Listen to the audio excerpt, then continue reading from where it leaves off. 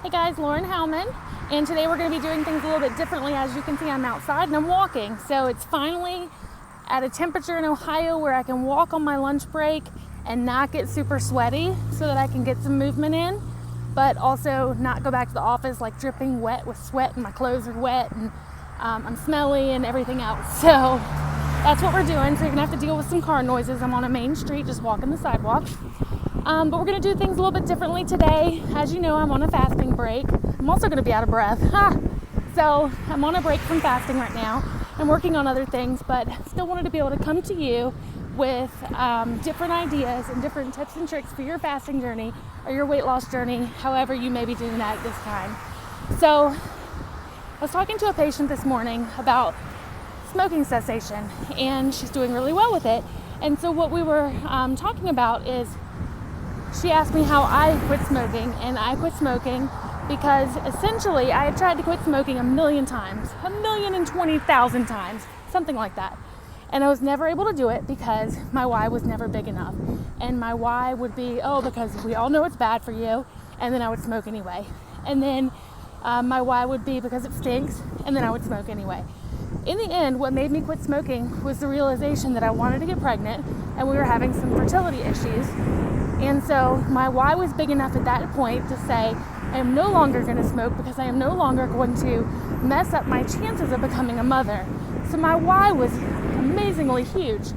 And so that made it a lot easier. Now the journey was still difficult, trust me, because I was addicted to smoking cigarettes, but it made it much easier when my why made sense. So you have to make your why bigger and more beneficial to you than the why of keeping that activity going. So my reward for quitting smoking had a much greater potential to make me happy because I'd get to become a mother than it would for me to get that instant fix of nicotine when I got to light up.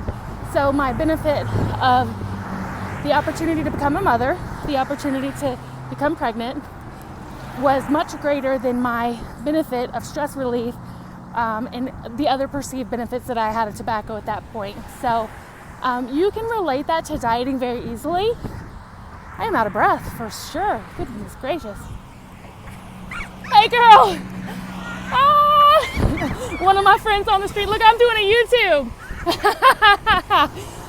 That's funny. So this is what happens when you live in a small town.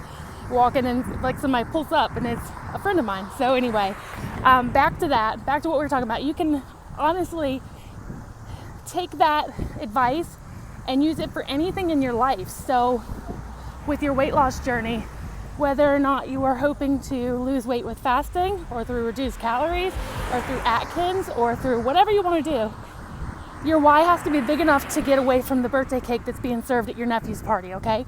So if your why is big enough, it'll be much easier. So let's say you're in a fat burning state and you know that you're like in at least a mild level of ketosis and you've been doing really well, you have all this energy, and then somebody brings in donuts to the office and man, you're drooling over those donuts and you want those donuts bad, at least one, right?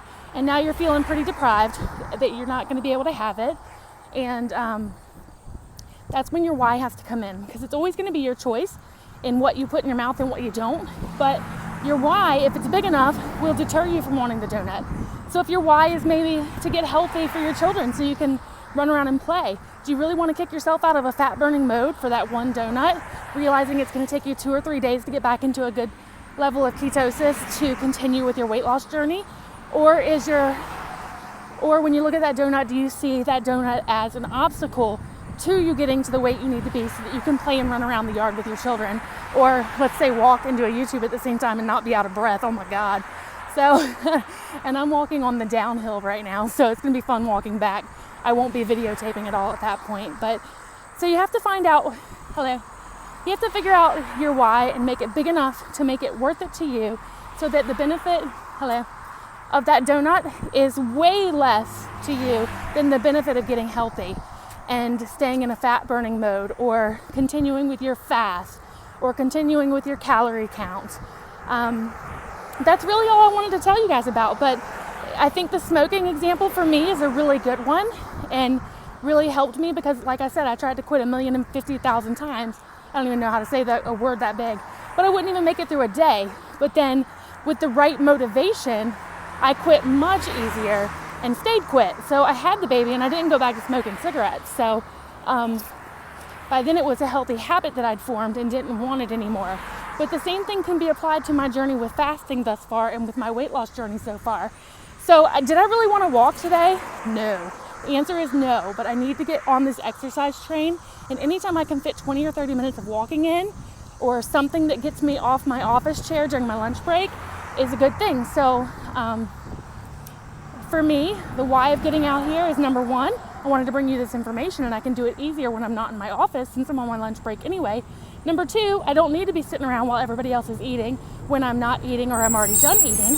And I have plenty of time to do both during my lunch break. And three, I know this is going to get me in better health. And as you can hear, I'm out of breath, so I obviously need some exercise. So my why for getting out here today is greater. The benefit of me getting out here is greater than my perceived benefit of sitting on my tail for the next 30 minutes in the office, not doing anything except for maybe playing on my phone because I'm not working on my lunch break, or socializing, which I can do all day in between everything else anyway with my coworkers. So I'm not missing anything by exercising, but I'm gaining a whole lot. So if you can start to look at things that way, you can choose better for yourself and be able to make better decisions on choice A or B. That's all it is. Do you want to eat the donut or not eat the donut? Do you want to go walk or do you want to go sit? Do you want to smoke or do you want to smell good? Do you want to smoke or do you want to have healthy lungs? That's really, that's just all it is going to be. So I hope that was helpful to you today. I hope that my tips and tricks are useful to you and that they resonate with you. Give me your feedback and let me know what else you'd like me to talk about. The one thing I was going to say is, for me, the fasting journey, my why was bigger than my reasons to eat poorly and to break fast, which is how I decided to do my first 55, 60 pounds. So in previous times, it wasn't worth it to me, but I'd gotten to a stage of obesity that I was super uncomfortable with. And so my why got to be, I've got to get more comfortable in my body. Not just the way I looked, but the way I felt. I felt like poop, to be honest. I felt terrible. And I'd never felt that bad before being overweight. And this was the biggest I'd ever gotten, which was 232. And so my why became bigger than my why not to do it. So anyway, guys, I hope everybody has a good day. I'm about to turn around and go uphill, so that's going to be fun. You definitely don't want to be part of that when I'm walking uphill and trying to talk to you guys on this video live, whatever. I don't know what it's called. I'll be back though. So healthy habit for me today, walking, drinking water, and trying not to be sedentary in a job that kind of, you would think that I'd be on my feet all day as a nurse practitioner, but honestly, I'm sitting a lot when I'm charting and stuff, and charting is what takes most of my time up. So I am sedentary at work. So that's what I'm doing to live healthy. I hope everybody has a great day. Let me know how you're doing. Email me at laurenhellman2@yahoo.com with any questions.